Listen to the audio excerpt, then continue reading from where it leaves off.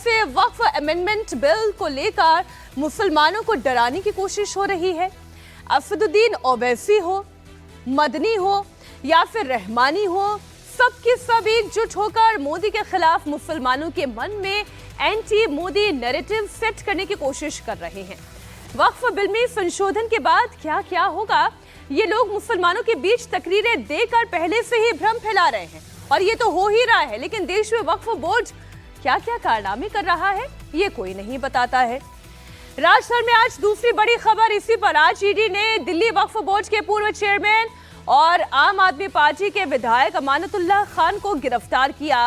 उन पर क्या आरोप लगे हैं, कहां कहां गड़बड़ियां हुई हैं, वो तमाम जानकारी तफसील से होगी आपके सामने। इसके अलावा बात हरियाणा चुनाव के बीच कैसे चरखी दादरी में हुई मॉब लिंचिंग को लेकर सियासी घमासान मचा है, कैसे मोदी सरकार के खिलाफ मुसलमानों को भड़काया भी जा रहा है।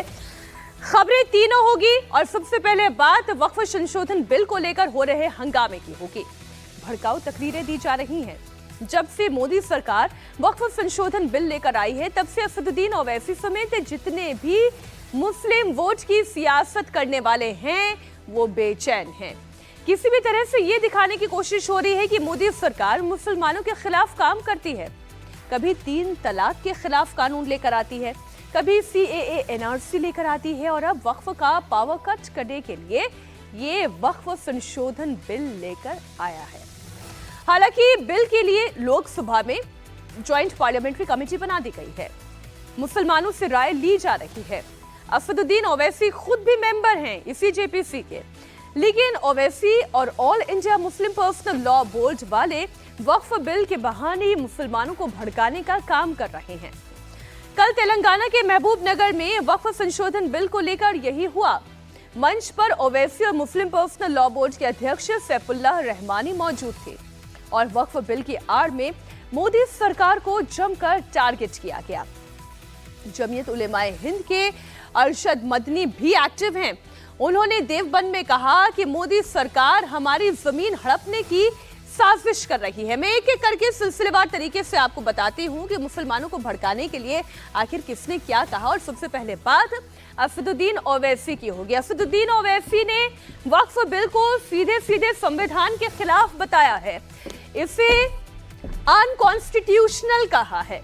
ओवैसी ने कहा कि यह बिल मजहबी आजादी के खिलाफ है। देश की समस्याओं पर ध्यान देने की बजाय मोदी मुसलमानों के पीछे पड़े हैं।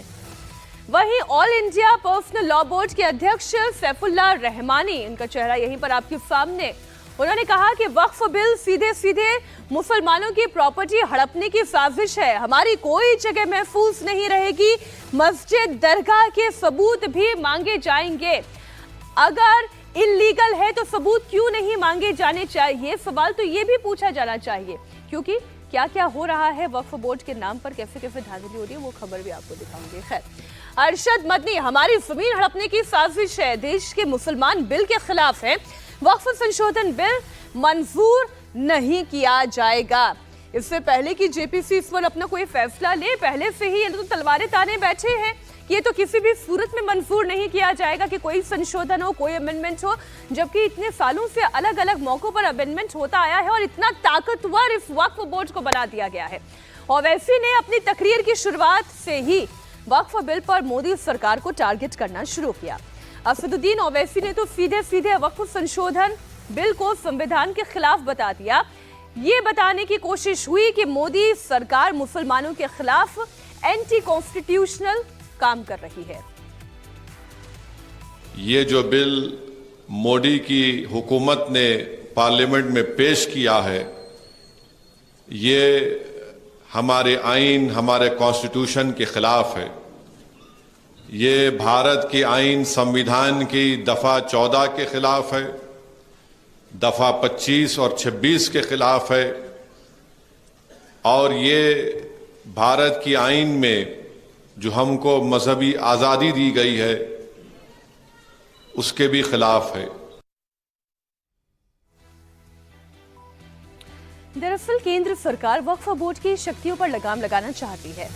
सरकार चाहती है कि जिस प्रॉपर्टी पर वक्फ बोर्ड दावा करता है उस पर वेरिफिकेशन हो, बिल के जरिए सरकार वक्फ प्रॉपर्टी के मैनेजमेंट और ट्रांसफर में भी बदलाव की कोशिश में है। अगर नया कानून लागू होता है तो वक्फ की हर प्रॉपर्टी का रजिस्ट्रेशन जरूरी हो जाएगा और यही बात इन्हें भा नहीं रही। ये चाहते हैं कि निरंकुश रहे। कानून लागू होने के बाद प्रॉपर्टी के राजस्व की भी जांच हो पाएगी, जो अब तक नहीं होती है। हर स्टेट में वक्फ बोर्ड में महिलाओं को भी शामिल किया जाएगा, जो अब तक नहीं हो रहा था। लेकिन ये बात असदुद्दीन ओवैसी कह रहे हैं कि ये अनकॉन्स्टिट्यूशनल है। वो इसे मुसलमानों के हकूक में सरकार की दखलंदाजी बता रहे हैं। अब ये कानून बनाने जा रहे हैं वक्फ का। ये वक्फ को मजबूत बनाने के लिए नहीं। अगर पूरी दुनिया में अगर कोई झूठों का सरदार है तो उसका नाम नरेंद्र मोदी है। तो इसको समझना पड़ेगा। फिर नरेंद्र मोदी ने कहा था अपनी इस हालिया पार्लियामेंट के इलेक्शन में, क्या कहा था कि हमारी बेटियां, हमारी माएं ज्यादा बच्चे पैदा करती हैं, हमारे हिंदू बहनों के गलों से मंगलसूत्र छीन कर हमको दिया जाएगा, भैंसों को हमारे हिंदू भाइयों से छीनकर मुसलमानों को दिया जाएगा। ये मोदी ने कहा था राजस्थान में अपने भाषण में। और अब हुकूमत इनकी बन के 100 दिन भी नहीं हुए, आपने वक्फ का कानून ला लिया। 100 दिन भी नहीं हुए। सबसे बड़ा मुद्दा इस मुल्क में बेरोजगारी का है। चाहे हिंदू हो, मुसलमान हो, ईसाई हो, दलित हो, आदिवासी हो, अपर कास्ट हिंदू हो, कोई भी हो, वो नौजवान के पास रोजगार नहीं है। वो रोजगार के लिए तड़प रहा है, मगर नरेंद्र मोदी को उसकी फिक्र नहीं है। किसान खुदकुशी कर रहे हैं, धरना दे रहे हैं दिल्ली के बॉर्डर पर कि एमएसपी मिलना चाहिए। मोदी को उसकी फिक्र नहीं है। चीन हमारी 2000 स्क्वायर किलोमीटर जमीन पर कब्जा करके बैठ गया। नरेंद्र मोदी कह रहे हैं कि मैं और चीनी इंजीनियरों को भारत में आने का वीजा दूंगा और तुम पैसा इन्वेस्ट करो भारत में।